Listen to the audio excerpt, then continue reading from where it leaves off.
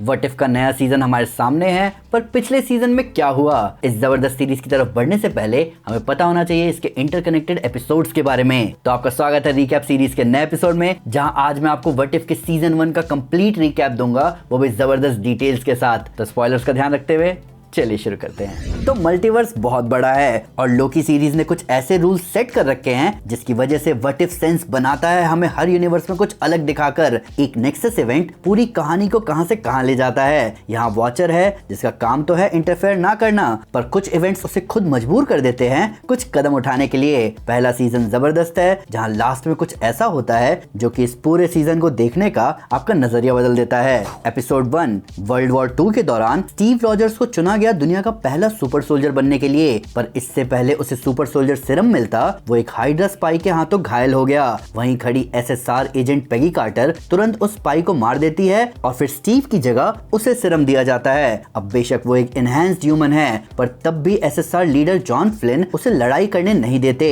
पर इसके बावजूद भी इन्वेंटर हावर्ड स्टार्क पेगी को एक वाइब्रेनियम शील्ड देते हैं। आगे जब पेगी हाइड्रा से टेसरेक्ट लेने में कामयाब होती है, तब एसएसआर लीडर फ्लिन ना चाहते हुए भी पेगी को प्रमोट करते हैं कैप्टन कार्टर के कॉम्बैट रोल में। दूसरी तरफ स्टार्क हाइड्रा से मिले टेसरेक्ट को यूज करता है एक वेपनाइज्ड हाइड्रा स्टॉम्पर आर्मर बनाने के लिए, जिसे चलाएगा स्टीव रॉजर्स। कार्टर और रॉजर्स मिलकर कई बैटल लड़ते हैं। आगे एक हाइड्रा ट्रेन पर अटैक करते हुए स्टीव गायब हो जाता है, पर कैप्टन कार्टर और उसके साथियों को स्टीव मिलता है जब वो लोग एक हाइड्रा बेस में घुसते हैं, जहां वो हाइड्रा के लीडर रेड स्कल को देखते हैं टेसरेक्ट से एक पोर्टल खोलकर एक इंटरडायमेंशनल क्रिएचर को बुलाते हुए, जो कि खुद रेड स्कल की जान ले लेता है। तब कैप्टन कार्टर उस क्रिएचर को वापस उस पोर्टल में भेजने के चक्कर में खुद भी उस पोर्टल में चली जाती है। 70 साल बाद टेसरेक्ट एक और पोर्टल खोलता है जिसमें से कैप्टन कार्टर निकलती है और मिलती है निक फ्यूरी और क्लिंट बार्टन से। एपिसोड 2 1988 में सेलेस्टियल ईगो रेवेजर्स को अर्थ पर भेजता है उसके बेटे पीटर क्विल को लाने के लिए, पर वो लोग गलती से वकांडा के छोटे तचाला को उठा लेते हैं। इस इवेंट के 20 साल बाद तचाला एक फेमस इंटरगैलेक्टिक मर्सिनरी बन चुका है जिसको जाना जाता है स्टार लॉर्ड के नाम से।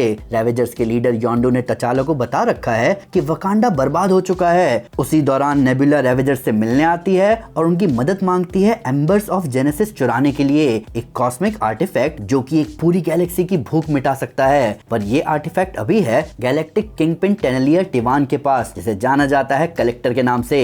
तब योंडो और नेबुला कलेक्टर के पास जाते हैं उसे पावर स्टोन देने। वहीं तचाला निकल जाता है कलेक्टर की कलेक्शन में एम्बर ढूंढने, जहां उसे दिखता है एक वकांडन स्पेसक्राफ्ट जिसे भेजा गया था तचाला को ढूंढने।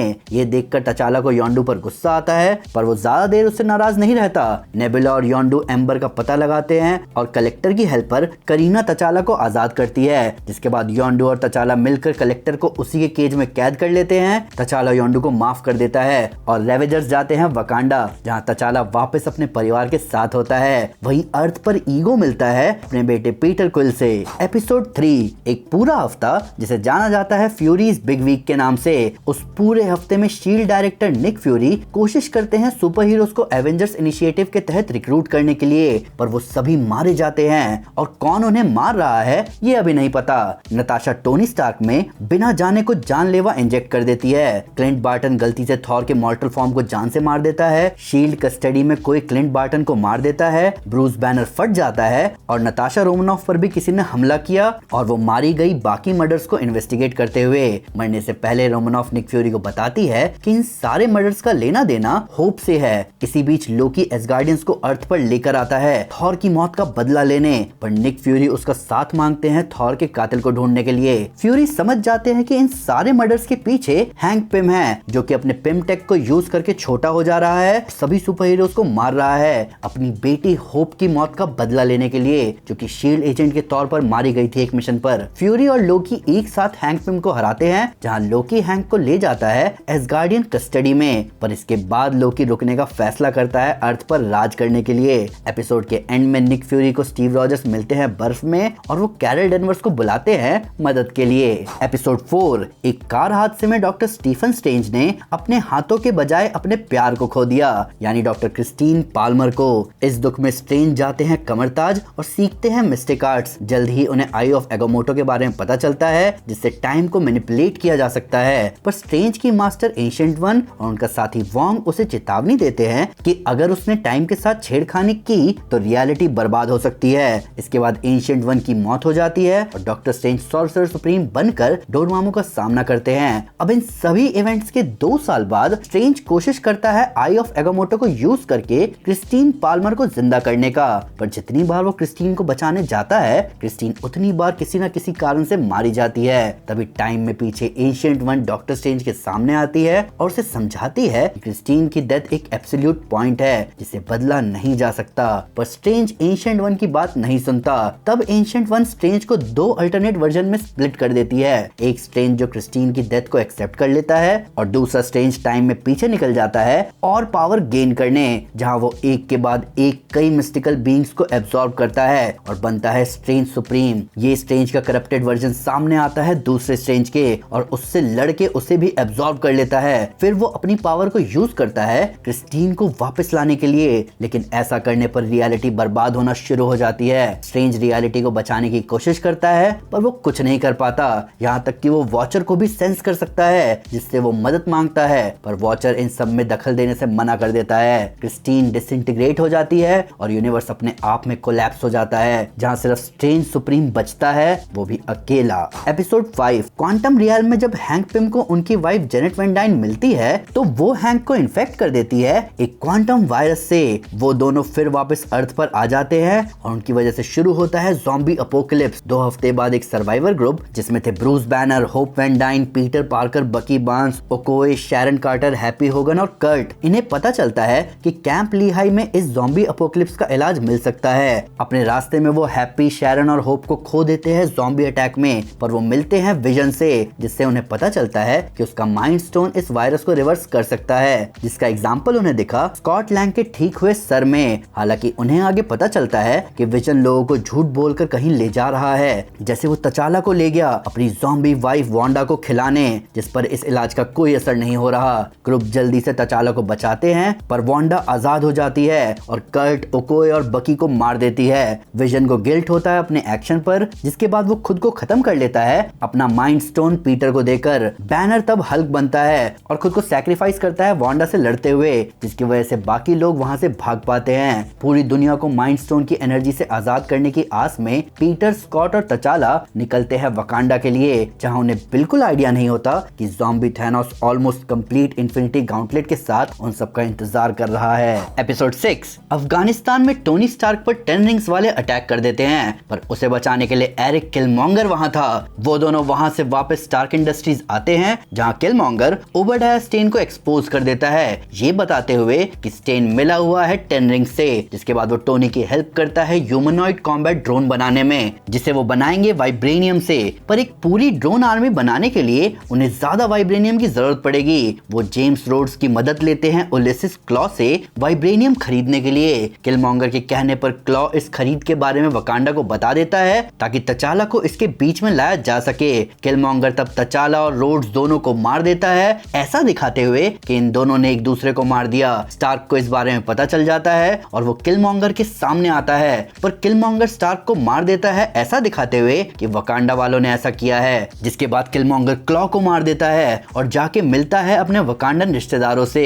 जनरल थैडियस रॉस अपनी ड्रोन आर्मी भेजते हैं वकांडा पर अटैक करने के लिए, पर किलमॉन्गर वकांडा वालों की मदद करता है उन्हें हराने में, जिसके बाद वो बनता है नया ब्लैक पैंथर। तब यूनाइटेड स्टेट्स अगले अटैक की तैयारी शुरू करता है। वहीं तचाला की बहन शूरी मिलती है पेपर पॉट से, जहां इन दोनों को शक होता है कि तचाला और टोनी को किलमॉन्गर ने ही मारा है, और तब दोनों एक साथ होते हैं सच्चाई का पता लगाने के लिए। एपिसोड 7 फ्रॉस्ट जायंट्स और एसगार्डियंस के बीच हुई टक्कर के बाद ओडिन को छोटा लोकी मिलता है, जिसे ओडिन अपने साथ ले जाने के बजाय दे देते हैं उसके पिता लॉफी को। सदियों बाद ओडिन का अकेला बेटा थॉर एक उधम मचाने वाला और पार्टी करने वाला प्रिंस बन चुका है। जब ओडिन अपनी ओडिन स्लीप में है और फ्रिगा कहीं गई हुई है, तो थॉर आता है अर्थ पर एक जबरदस्त पार्टी करने पूरे यूनिवर्स के एलियंस के साथ। उसका अर्थ पर आना जेन फॉस्टर और उसकी असिस्टेंट डार्सी लुइस का ध्यान खींचता है, जो कि उसकी पार्टी में हिस्सा लेती हैं। अब थॉर और जेन पास आते हैं। वहीं दूसरी तरफ शील्ड की एक्टिंग डायरेक्टर मारिया हिल बुलाती है कैरल डेनवर्स को थॉर की पार्टी में हो रही तबाही को रोकने। कैरल थॉर के सामने आती है, पर वो उसे हरा नहीं पाती क्योंकि वो भीड़ वाली वाली जगह पर अपनी फुल पावर नहीं यूज कर सकती। तब डार्सी और मारिया हिल उसे सजेस्ट करते हैं कि वो इस लड़ाई को कम पॉपुलेशन वाली जगह पर ले जाए। इसी बीच जेन फॉस्टर हाइमडाल की मदद से थॉर की मां फ्रीगा से कांटेक्ट करती है। मारिया हिल थॉर और कैरल की लड़ाई के साथ साथ न्यूक्लियर स्ट्राइक रेडी कर लेती है, पर फ्रीगा उन्हें कांटेक्ट करती है ये बोलते हुए कि वो आ रही है। थॉर को ये पता चल जाता है और वो अपनी मां के आने से पहले सारी बर्बादी को ठीक करता है, जिसके बाद थॉर जेन को डेट के लिए पूछता है, पर तभी उसका सामना होता है अल्ट्रॉन की ड्रोन आर्मी से, जिसके पास 6 इन्फिनिटी स्टोन्स हैं। एपिसोड 8 जब अल्ट्रॉन को विजन की वाइब्रेनियम बॉडी मिल गई तो उसने एवेंजर्स को हरा दिया और पूरी दुनिया पर न्यूक्लियर मिसाइल्स छोड़ दिए, जिसमें ऑलमोस्ट पूरी इंसानियत खत्म हो गई। जिसके बाद जब थैनोस आया अपना इन्फिनिटी गॉन्टलेट पूरा करने तो अल्ट्रॉन ने उसके 2 टुकड़े कर दिए और खुद सारे इन्फिनिटी स्टोन्स लेकर बनाई एक बहुत बड़ी ड्रोन आर्मी, जिससे उसने यूनिवर्स की बाकी लाइफ खत्म कर दी। जिसके बाद उसे वॉचर की आवाज सुनाई दी, जिसकी वजह से उसे मल्टीवर्स की एग्जिस्टेंस के बारे में पता चला। इसके बाद वो निकल गया वॉचर के पीछे। दूसरी तरफ अर्थ पर सिर्फ क्लिंट बार्टन और नताशा रोमनॉफ बचे हैं, जो कि साइबेरिया में ढूंढ रहे हैं आर्निम जोला के माइंड की कॉपी। वो जोला को अपलोड करते हैं एक अल्ट्रॉन सेंट्री में और अल्ट्रॉन के हाइव माइंड को खत्म करते हैं, पर उन्हें अल्ट्रॉन नहीं मिलता क्योंकि वो इस यूनिवर्स में है ही नहीं। क्लिंट खुद को सैक्रिफाइस करता है रोमनॉफ और जोला को बचाने के लिए, जहां कई ड्रोन्स उनके पीछे होते हैं। अल्ट्रॉन वॉचर से अलग अलग यूनिवर्सेस में लड़ता है और उसे हरा देता है, जिसके बाद वॉचर भाग जाता है सुप्रीम स्ट्रेंज के यूनिवर्स में और उससे मदद मांगता है। वहीं दूसरी तरफ अल्ट्रॉन प्लान बनाता है मल्टीवर्स पर राज करने का। एपिसोड 9 वॉचर मल्टीवर्स को अल्ट्रॉन से बचाने के लिए अलग अलग यूनिवर्स से Strange Supreme, Captain Carter, Star Lord T'Challa, Party Thor, Black Panther Killmonger और एक गमोरा वेरिएंट को रिक्रूट करता है। इस गमोरा ने थैनोस की जान ली है। इस टीम को कहा गया guardians of the multiverse. Guardians जाते हैं अल्ट्रॉन के होम यूनिवर्स में, जहां वो मिलते हैं उस यूनिवर्स की नताशा रोमनॉफ से। तब अल्ट्रॉन का सामना होता है गार्डियंस से, जहां गार्डियंस गमोरा के यूनिवर्स के इन्फिनिटी क्रशर को यूज करने की कोशिश करते हैं अल्ट्रॉन के इन्फिनिटी स्टोन्स पर, लेकिन हर यूनिवर्स के इन्फिनिटी स्टोन्स यूनिक होते हैं, जिसकी वजह से ये प्लान काम नहीं करता। तब नताशा कैप्टन कार्टर की मदद से आर्निम जोला के माइंड वाला एरो शूट करती है अल्ट्रॉन की आंख पर। जोला अल्ट्रॉन को अंदर से खत्म कर देता है और उसकी बॉडी पर कंट्रोल बना लेता है, जिसके बाद किलमॉन्गर उससे लड़ना शुरू करता है गार्डियंस को धोखा देकर, ताकि अल्ट्रॉन के इन्फिनिटी स्टोन्स उसके हाथ लग जाएं। अब जैसे ही ये दोनों आपस में स्टोन्स के लिए लड़ना शुरू करते हैं, स्ट्रेंज और वॉचर इन दोनों को सील कर देते हैं एक पॉकेट डायमेंशन में, जिसके लिए स्ट्रेंज कहता है कि वो इनका ध्यान रख लेगा। वॉचर तब सारे सुपर हीरोज को उनके अपने यूनिवर्स में छोड़ आता है, पर रोमनॉफ के यूनिवर्स में कोई बचा ही नहीं था, तो वॉचर उसे ले जाता है उस यूनिवर्स में जहां एवेंजर्स हैंक पिम के हाथों मारे गए थे और वहां वो लोकी को हराने में मदद करती है। एपिसोड के मिड क्रेडिट सीन में कैप्टन कार्टर अपने यूनिवर्स की एजेंट रोमनॉफ के साथ डिस्कवर करती है हाइड्रा स्टॉम्पर को, जिसके अंदर स्टीव रॉजर्स जिंदा है। तो दोस्तों ये था रिकैप व्हाट इफ के सीजन 1 का। बचा दिए ना आपके कई घंटे, वो भी इंपॉर्टेंट डिटेल्स के साथ। अब आप आराम से सिनेमैटिक यूनिवर्स का पूरा मजा लो। साथ ही साथ आपका इस सीजन के बारे में क्या कहना है ये भी हमें बताना। क्या वॉचर ने गलत किया इंटरफेयर करके? क्या उसे चुप रहना चाहिए था इन्फिनिटी अल्ट्रॉन के पीछे? क्या हमें और एपिसोड चाहिए थे स्टार-लॉर्ड तचाला के? वीडियो को लाइक जरूर करें और चैनल को सब्सक्राइब करें कई जबरदस्त स्टोरीज और उनकी डिटेल्स के लिए। Thank you guys, this is Aman Sinha and you are super super. Piece.